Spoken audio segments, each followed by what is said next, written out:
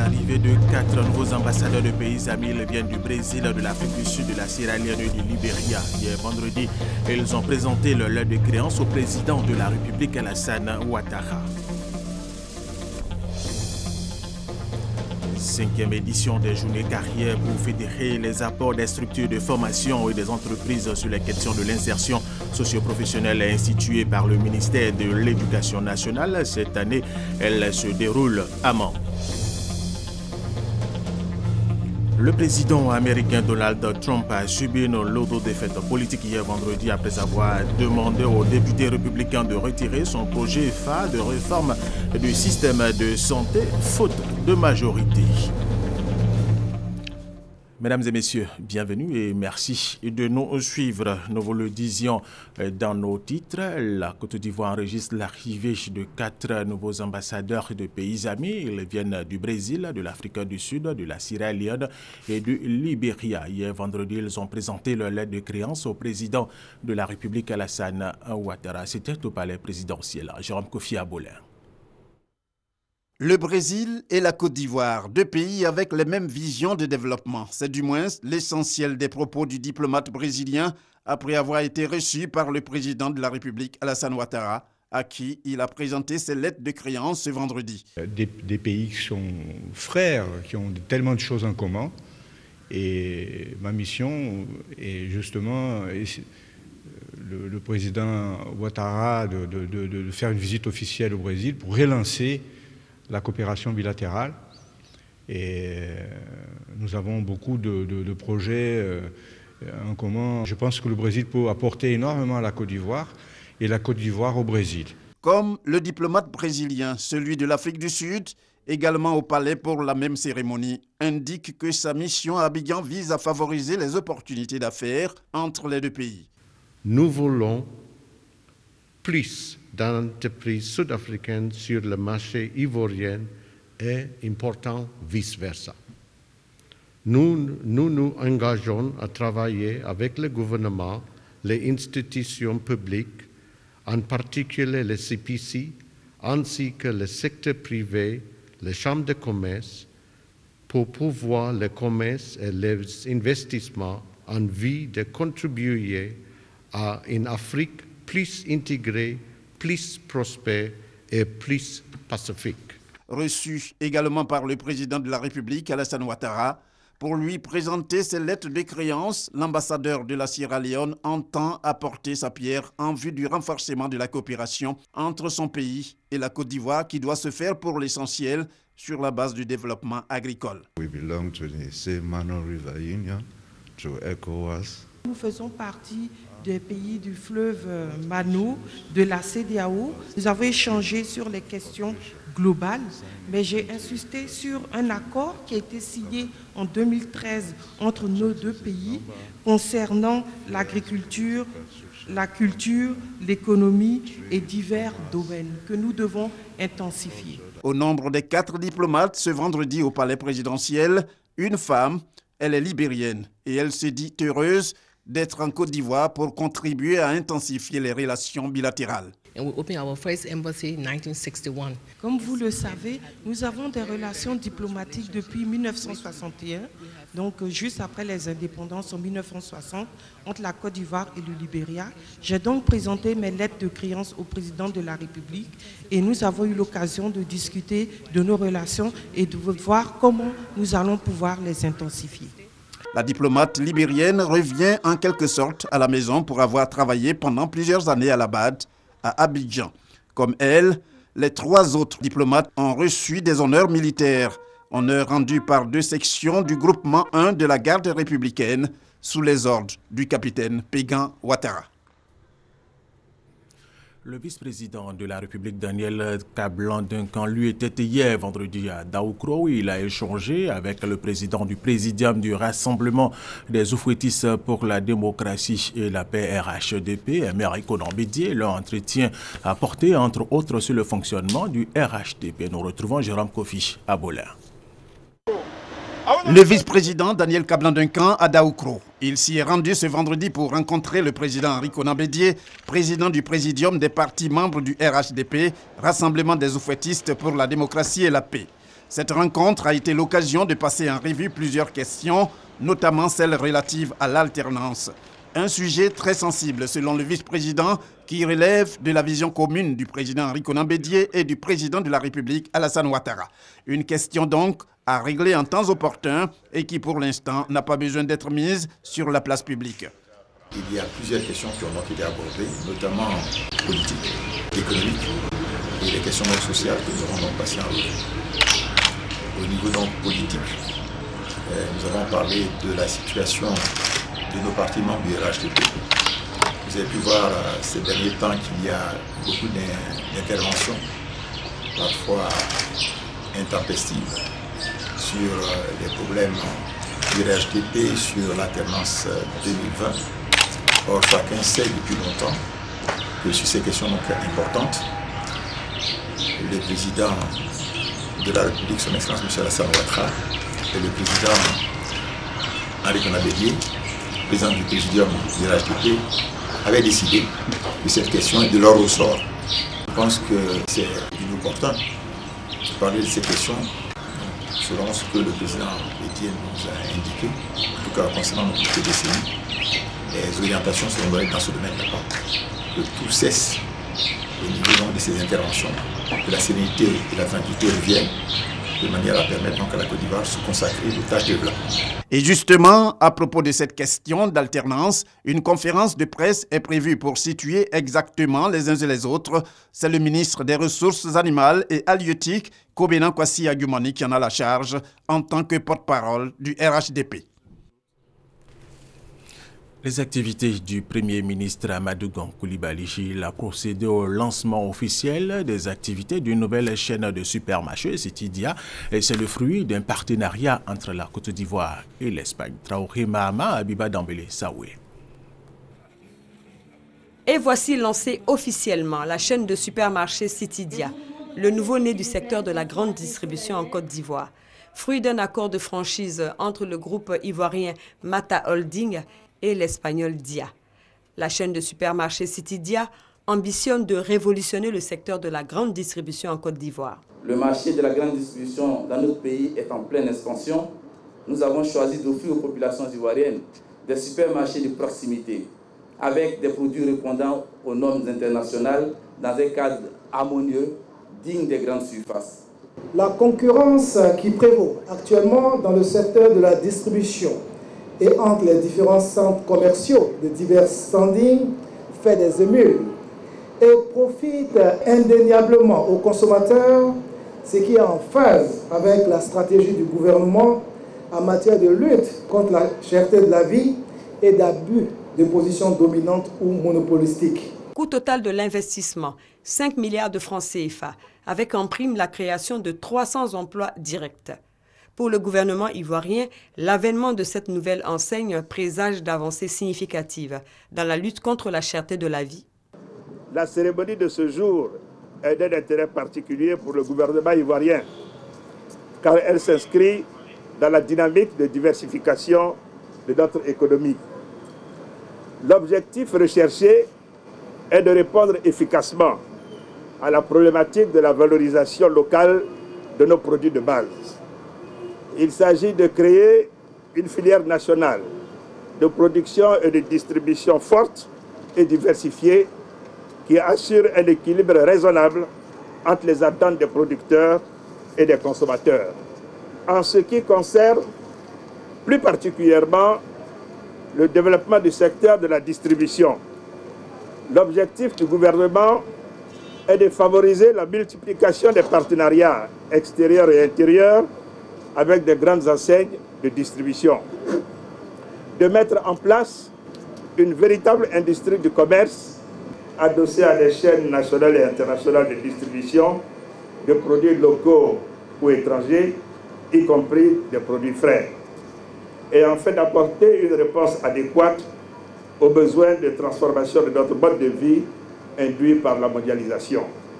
Je me réjouis d'autant plus de la réalisation de ce projet qu'il est né de l'initiative d'un jeune entrepreneur ivoirien qui a su saisir cette opportunité sur ce segment fortement convoité.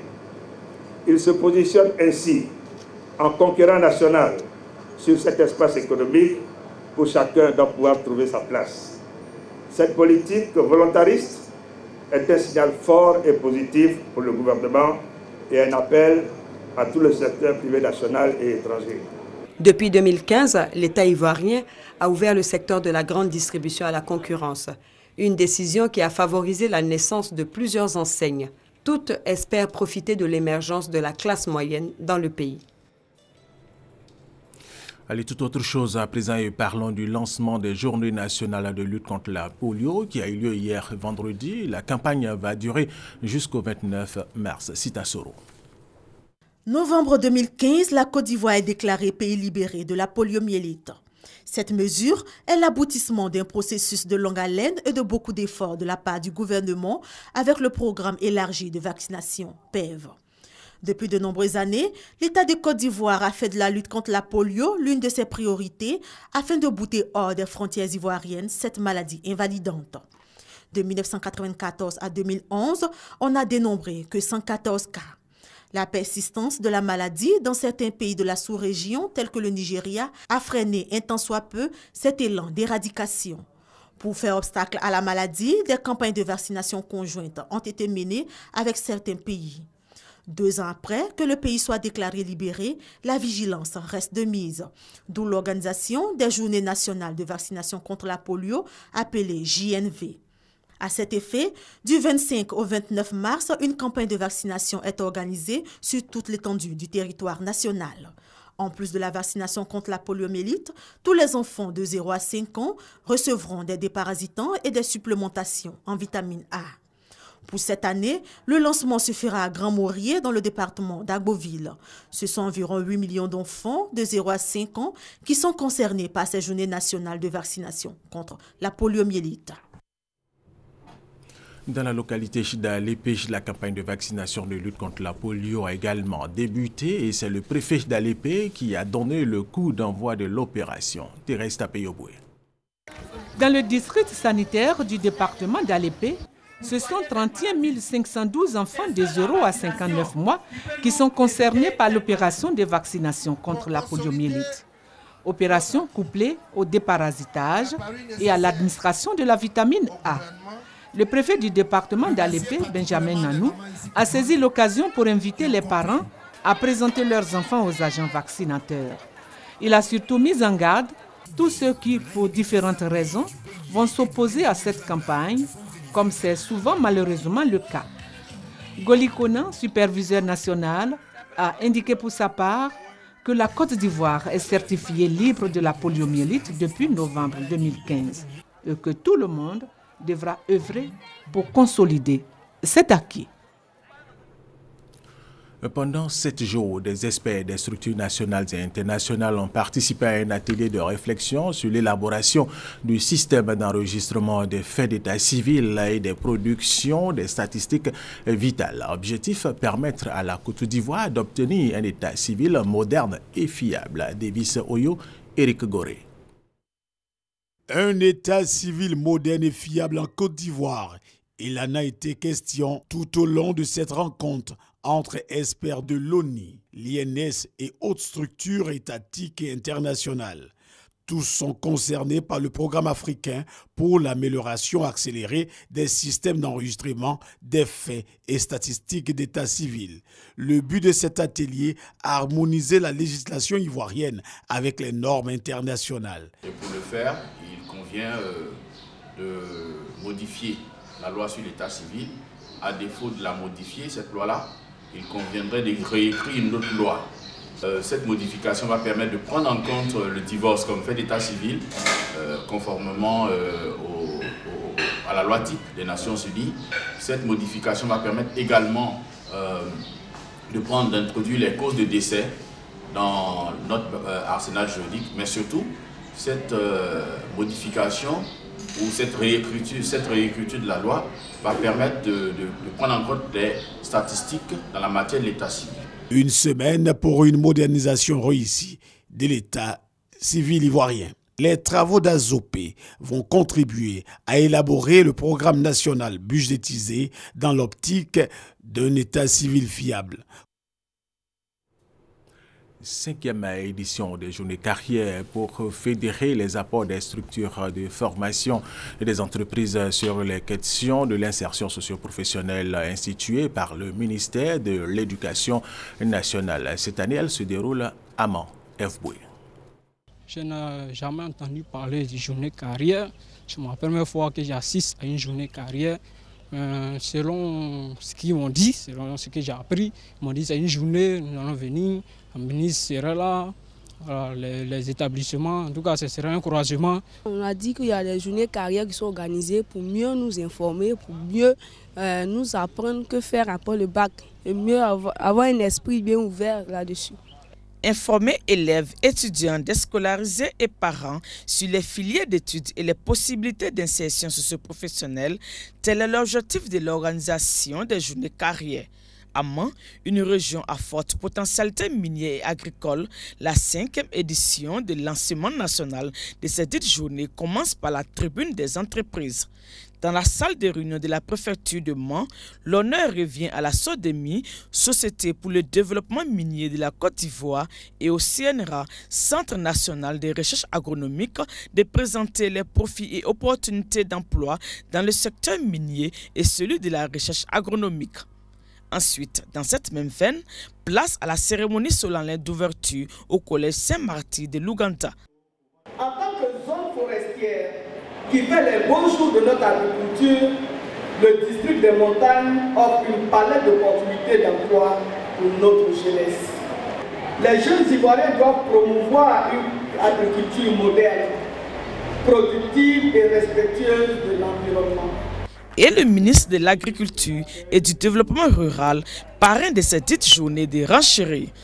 Compte tenu des défis liés au changement climatique, nous n'avons pas le choix que d'avoir un agriculteur moderne. Ce qui n'est pas possible sans qu'il ne soit formé et bien formé. Être bien formé pour un agriculteur, l'être tout aussi pour tous les autres corps de métier. 3 jours donc pour s'informer et pour faire le bon choix. Visite des stands, visite d'entreprise, panels meubleront ces journées placées sous le thème de quel encadrement de l'apprenant pour une école de qualité. Le salon de l'emploi direct ici à Abidjan affiche des heureux. La cérémonie de clôture de cet événement a été marquée par le financement de plusieurs projets. Des jeunes et des étudiants ont obtenu des stages selon leurs compétences. Éric Goré. Des chèques allant d'1 million à 20 millions de francs CFA remis à des personnes pour marquer la fin du salon de l'emploi direct. C'est après avoir soumis leur projet à étude à l'agence Emploi Jeunes qu'ils ont été retenus. Bien, donc il s'agit donc d'une idée qui est partie de la transformation des feuilles sèches de quinqueliba, qui sont les feuilles qui poussent généralement chez nous au nord, pour nous qui avons donc cette culture-là, de la rendre en un produit accessible à tous, à la consommation moderne, qui a été validée donc par l'agence Emploi Jeunes, afin donc de nous permettre de mettre sur le marché un produit typiquement local. Des étudiants ont aussi obtenu des formations en vue de renforcer leurs capacités, de quoi réjouir les différents bénéficiaires. Je suis vraiment très satisfait, très comblé, parce que je n'étais pas vraiment seul, il y avait beaucoup de jeunes. Ça m'a beaucoup vraiment encouragé. Dans ce salon, ce que j'ai appris, c'est que d'abord, il ne faut pas rester derrière pour juger. Il faut venir d'abord au salon de l'emploi jeune pour pouvoir t'imprégner de beaucoup d'informations. Ces actions donnent plus de crédibilité à l'agence Emploi Jeunes. Le ministre du Touré invite encore les jeunes à s'approprier les différents services de l'agence Emploi Jeunes. Chers amis jeunes, je voudrais saluer votre mobilisation exemplaire et vous encourager au regard de la diversité des services qui vous ont été offerts à capitaliser les acquis et à saisir toutes ces opportunités d'insertion dans le tissu économique. Cette année, ce sont plus de 5000 jeunes qui vont bénéficier de stages et de renforcement des capacités pour intégrer facilement des entreprises. Le chapitre économique de cette édition du 26 au 30 mars, il va se tenir ici à Abidjan. Le forum des marchés émergents, experts, techniciens et politiques vont se réunir pour analyser les facteurs, les enjeux et les conditions de l'émergence du continent africain. Dama Koudé. La presse occupe une place de choix dans l'architecture d'une Côte d'Ivoire qui émerge. C'est une volonté du gouvernement, du président de la République, de faire de la Côte d'Ivoire un pays émergent. Vous l'avez compris, le mot émergence est l'un des mieux cotés à la bourse des discours et déclarations. Dans la rue, chacun a sa compréhension de la notion. Bon, pour moi, l'émergence, en matière de la physique, c'est lorsque quelque chose sort. Bon, l'émergence, pour la Côte d'Ivoire maintenant, l'émergence, c'est sorti de la pauvreté. Bon, pour moi, l'émergence, c'est le développement sur tous les plans, social, économique, financier d'un pays, à l'horizon. Le radical, c'est la mer. Donc émerger, c'est sortir de l'eau, sortir sa tête de l'eau. Vous voyez, par extension, quand on parle d'émergence, c'est de se lever, c'est sortir du lot. On pense à l'horizon 2020. On pense à une nouvelle ère. Historiquement, c'est au début des années 80 que les économistes utilisent ce terme pour identifier les pays qui avaient une croissance accélérée. Les experts en donnent les fondements. Nous sommes toujours dans un monde à deux pôles économiquement. Il y a les pays industrialisés, développés, il s'agit d'une trentaine de pays dans le monde, et plus de 150 pays, 10 pays en voie de développement. C'est d'abord des pays du tiers-monde, ensuite pays en voie de développement. Et parmi ceux-ci, il y en a qui ont pu se démarquer par cette croissance soutenue, stable dans le temps et par des transformations structurelles, donc qui permettent de rattraper, cela leur permet de rattraper beaucoup plus rapidement les pays industrialisés. C'est des pays qui ont des revenus par tête d'habitants qui se situent entre les pays développés et les pays dits pauvres. Mais en plus, ce sont des pays dont la structure de l'économie se rapproche petit à petit de celle des pays dits développés. L'ancien directeur général du Fonds monétaire international rassemble toutes ces notions dans la même corbeille. Écoutez, il s'agit de sortir de la pauvreté et d'essayer de rattraper les conditions de vie des pays les plus avancés. Quand un pays réalise tout son potentiel économique, c'est ce qui s'appelle l'émergence. L'émergence suppose le respect de certaines conditions. Nous avons parlé de croissance endogène, qui veut dire que la croissance doit dépendre de facteurs internes aux pays eux-mêmes, notamment le capital humain, le capital physique, les infrastructures. Nous avons le capital public, les institutions par exemple. Donc, on s'est dit que voilà des éléments sur lesquels il fallait mettre l'accent. Ramenons ces conditions à l'échelle nationale ivoirienne. La Côte d'Ivoire est-elle sur la voie de devenir un pays émergent? À cette question, l'économiste Alain Koudou est catégorique. Franchement et honnêtement, je pense qu'on est sur la voie de l'émergence. Son homologue de la cellule d'analyse de politique économique motive son optimisme. Nous avons une croissance forte depuis 2012.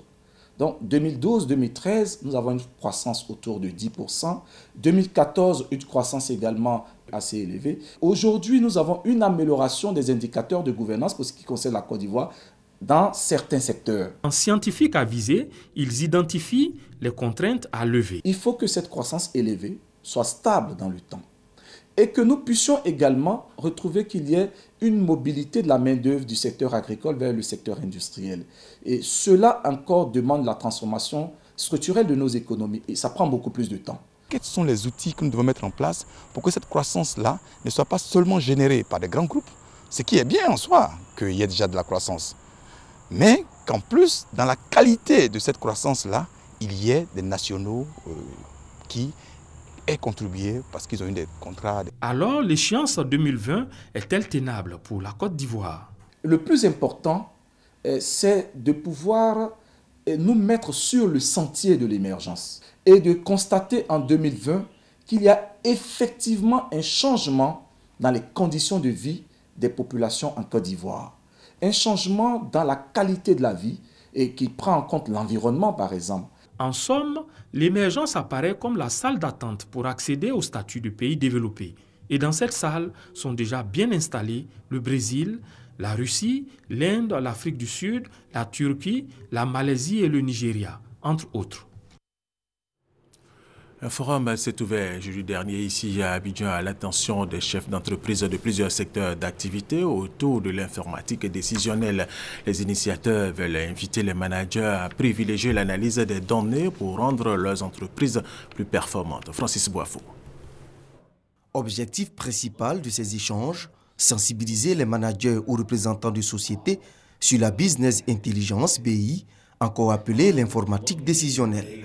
Elle désigne les moyens, les outils et les méthodes qui permettent de collecter, consolider, modéliser et restituer les données matérielles et immatérielles d'une entreprise en vue d'une prise de décision. Les statistiques sont claires. Moins de 5% des données sont analysées par nos chefs d'entreprise. Je prends aussi les startups. Aujourd'hui, les startups meurent dans une moyenne de 3 ans. C'est parce qu'elles manquent d'outils d'analyse pour pouvoir piloter leur performance. Donc nous sommes sur le marché pour pouvoir aider tous ces acteurs. Des experts en informatique de plusieurs pays d'Afrique et d'Amérique participent à cet événement d'Abidjan. L'analyse des données, c'est un domaine qui est nouveau. Dans les pays occidentaux, ça se fait de plus en plus. On a des experts dans ce domaine. Dans nos pays, ça commence juste. Donc c'est un séminaire d'information, d'enseignement et d'enrichissement mutuel. Aujourd'hui, c'est l'opportunité de faire vivre ces données et de donner de la valeur à nos sociétés à travers ces données. Cette rencontre dénommée Data Analytics Summit est à sa première édition en Côte d'Ivoire. Les initiateurs se disent prêts à accompagner les entreprises ivoiriennes à atteindre les objectifs financiers et opérationnels. Le groupe italien Eni, une compagnie pétrolière internationale, a signé 2 contrats avec l'État de Côte d'Ivoire. Ce groupe va contribuer à l'exploration et à la production pétrolière dans notre pays. Perpétuellement, Justine Seydjike. Le groupe italien Eni, pour une seconde fois, vient de signer son entrée dans l'exploration et la production pétrolière en Côte d'Ivoire par les signatures de 2 nouveaux contrats de partage de production avec l'État de Côte d'Ivoire sur les blocs pétroliers CI 101 et CI 205. Ces 2 nouveaux contrats de partage de production portent sur la production en eau peu profonde et en eau profonde au large d'Abidjan et de Jacquesville. À travers ces signatures, le groupe Eni entend apporter son expertise et son expérience dans le secteur des hydrocarbures en Côte d'Ivoire. Nous signons en tant qu'opérateurs et cela est vraiment important pour Eni. Ça va donc donner l'occasion à Eni d'appliquer sa technologie qui a fait ses preuves ces récentes années avec les découvertes que nous avons faites de par le monde. Ces signatures marquent la fin de longues séances de négociations, d'où l'intérêt et la satisfaction des ministres présents. Et donc donner le coup d'envoi à ce que l'on espère sera pour le budget et les finances de la Côte d'Ivoire quelque chose de très riche en ressources dans le futur et donc une collaboration, une coopération très riche en Eni et la Côte d'Ivoire. L'occasion que nous avons aujourd'hui est un départ parce que la Côte d'Ivoire ambitionne grand. Et la Côte d'Ivoire veut travailler de façon ouverte avec tous ses partenaires et tous ses amis. Nous avons fait une très belle signature. On voudrait souhaiter que dans un futur très proche, on continue de signer davantage. Les premières périodes d'exploration des 2 blocs vont durer 3 ans pour un investissement minimum de plus de 10 milliards de francs CFA sur chaque bloc.